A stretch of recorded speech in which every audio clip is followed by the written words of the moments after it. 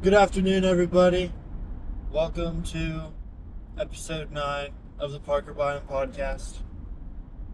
Um, Driving home from coaching this morning, and I wanted to spend a little time this episode brainstorming my ideas for the construction company I wanted to start. Because I want to start one that is quite possibly that might be the greatest commercial construction company of all time. I don't know. Or at least that's the goal. I want to make a really efficient company. And I was drawn to construction just because I enjoy the fact that every day could be different. There'll always be new problems to solve, new things to work on, and there won't ever be like a boring, redundant task. Well, there will be, but like every day won't look the same, which is why I'm drawn to do a construction company. And I've always wanted to start my own thing, so it's really just become my career goal. Now, I want to start the most efficient running company I can, and I think I could apply my problem-solving brain pretty well to do that. So today I want to talk about my ideas. First idea that just came to my mind was a lot of construction companies like contract out a lot of work because there's very specific people that can do things like pour the concrete for you and you do whatever you can do, or all this. And I think a lot of times a construction company kind of just could become the organizer of all these other little things, which I think could be important for some things, but I think the more that you can sort of not monopolize, but like the more in-house work you do, I guess, through your company, I think the more well off it'll be, because you're not having to pay extra for another company. The less middlemen you have, which is more work on yourself, but the more you can cover yourself, I think the better the company is. So obviously, pouring your own concrete, framing your own stuff, designing. Well, I mean, you're gonna build whatever someone wants you to build, but like just structural plans and all of that.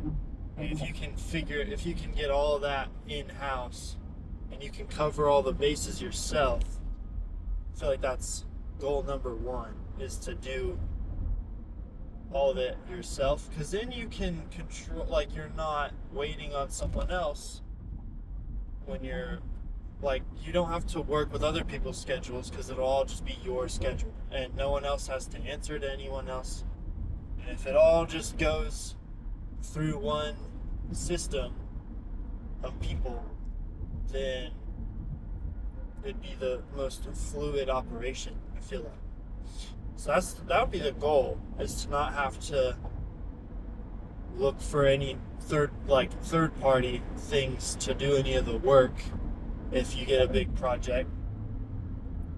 And I even had an idea for, like, if I get a really big company one day, to maybe buy or start or like partner with a construction equipment company, just like have it under the same company, like same name, or partner it to where like they both just benefit each other, not like leech from each other, I guess.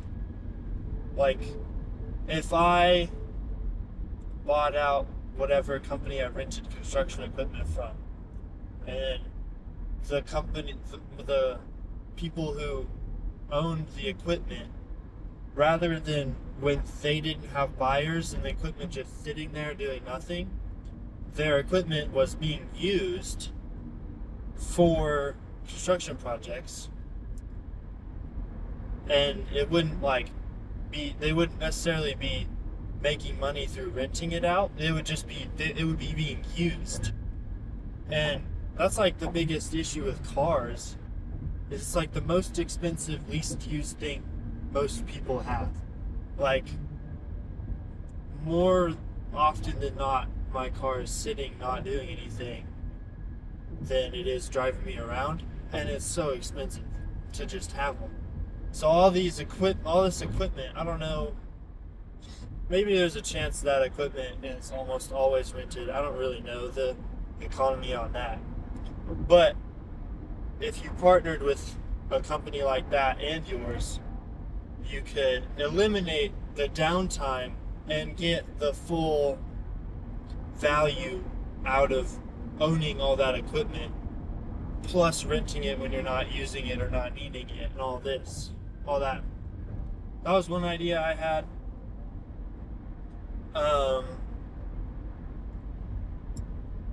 Yeah, another idea that I don't know how to implement properly and legally, but just the concept of paying people for working hard, not just working long. That's my biggest problem in worry about hourly wages. And I know it helps, there's a time and a place for sure. And I think it can be important. But I feel like there could be so much more work done and encouragement to the character of people to work hard while they're working, not just laid back work and prolonged tasks so that you're just spending more hours and getting more money. Because I feel like that could cause a lot of the delay in construction if people are purely just, there's no thought about it, they clock in, they work, they clock out. Then if they're not morally gonna do it right, then the automatic kind of their strategic way to go about it would be looking like they're working hard, getting as little done as possible while looking like you're working hard, just so that it stays like you always have something to do kind of stuff, which is not the greatest. So I almost wonder if I could add some sort of hourly wage plus a commission to all the workers of a project, kind of take out a percentage of whatever I charged a client for a project and divvy that up based on the level of worker, so that when projects get completed, they get paid more. Which maybe that does exist and this isn't a new idea.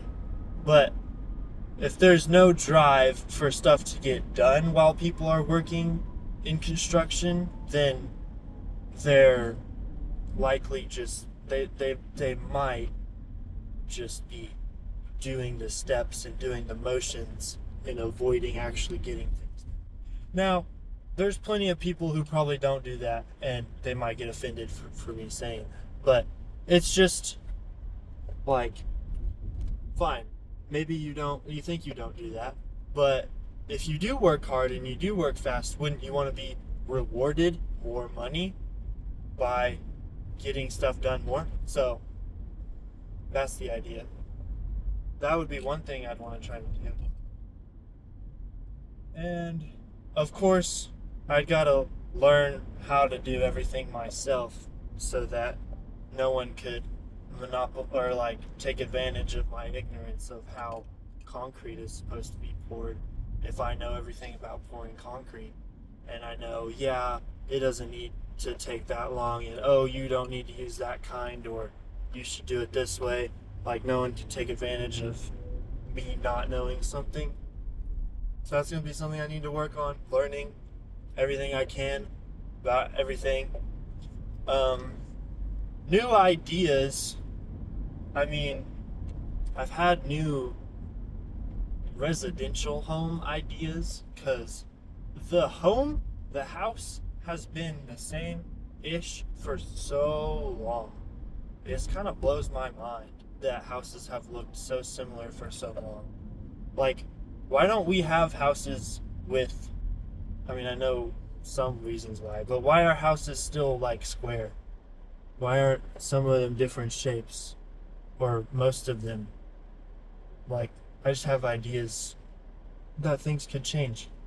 And I guess I know for like a cheap house that's just being built to give average people a living space, everything's already made square anyway, so there's no point in like making it more complicated than it needs to be. But I wonder if there's more efficient ways to structure a home that might be naturally more cooling. Like, what if homes, instead of just being a box, were kind of built like a horseshoe? I don't know. You'd have like a middle column in the home that's just air. I mean, I don't know if that would do anything. I know air is the great insulator. There's a lot I don't know. There's a lot I could learn. But just coming up with ideas. I did have an idea for like a luxury style home. If you had, you know, those like walk-in closets that are also tornado shelters. In Oklahoma, tornado shelters are very common. And I've seen kind of these just, it's a closet, but the room is like this thick concrete walls, and it's like tornado safe. And it's just like a, like a, on the on the floor one kind of thing. So I had an idea for another idea separate from this, for like in a movie room you could put a hot tub in it, like inside. That'd be pretty sick if you had like an indoor hot tub style thing, because hot tubs are great outside, but they get kind of gross with all the bugs and everything that fly around and can get inside. It's not the best. And so I see people, they put TVs outside, but then weather, rain, hail, wind, that doesn't sound like a great idea either. So what if you had this movie room indoors? But the idea that I had was you could put it upstairs on top of this concrete thick room. I wonder if it would be sturdy enough or stable enough and even allowed if you could put the hot tub movie room above the storm shelter on the second story, because then the movie room would kind of be, you wouldn't have to take up as much space, and it would just, I feel like that's what the upstairs should be. I don't know why it gets annoying when bedrooms are in the upstairs of the house, because then you like, at least once you get older, it doesn't sound very fun anymore, and it's annoying to walk upstairs every single day. So if you just had all the like fun things upstairs, then I feel like that would be better. So then I had this idea that you could have a movie room with a hot tub in it above the tornado shelter walk-in closet room. I don't know. Really random. Yeah. I just, one day, I mean, it'd be cool to build homes someday and apply just my logic and reasoning to things. Because, I don't know, I feel like there's a lot of quality of life things that you could easily just change that would benefit a home greatly. Like, I don't know why there's minimal amount of cabinets in like drawers in homes. I feel like those should be everywhere. I think that, or at least in my home, we store a lot of stuff, and I feel like we filled up the natural cabinets in the home very quickly. So like storage ideas, I feel like could be optimized a lot more than they are. And just like home layout. things you don't think about, like putting the shower away from the bedroom area, like where you put the bed or something like that, because the shower could be loud, or like putting the organizing things and like with intention. I don't know. I feel like that's all stuff that I could do pretty well. Not yet though. I gotta learn how to do it all probably, or just spend more time thinking about it. It's hard to think and talk at the same time, so I don't really know what I'm doing. But yeah.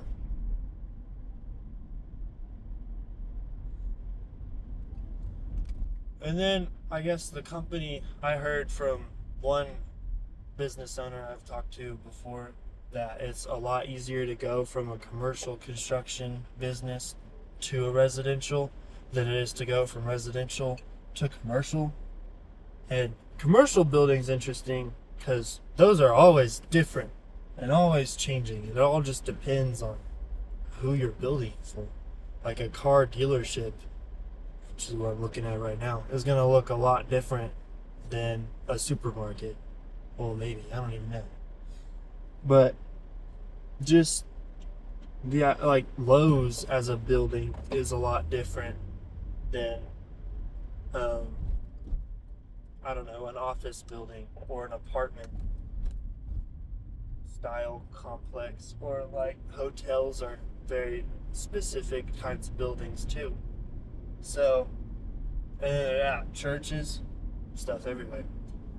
But those are all different, so they kind of already have the innovation kind of side on their side, because they're not just rinse and repeat, try to make it as efficient as possible.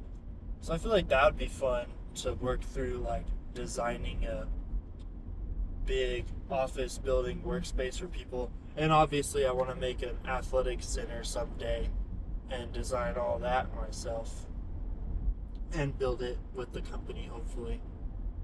But I'm gonna need to learn how to make money to fund that. I don't really care if I have money. I just am aware that for all the things that I want to do, it kind of requires money. So, yeah, start commercial. Hopefully make it the most efficient company there is.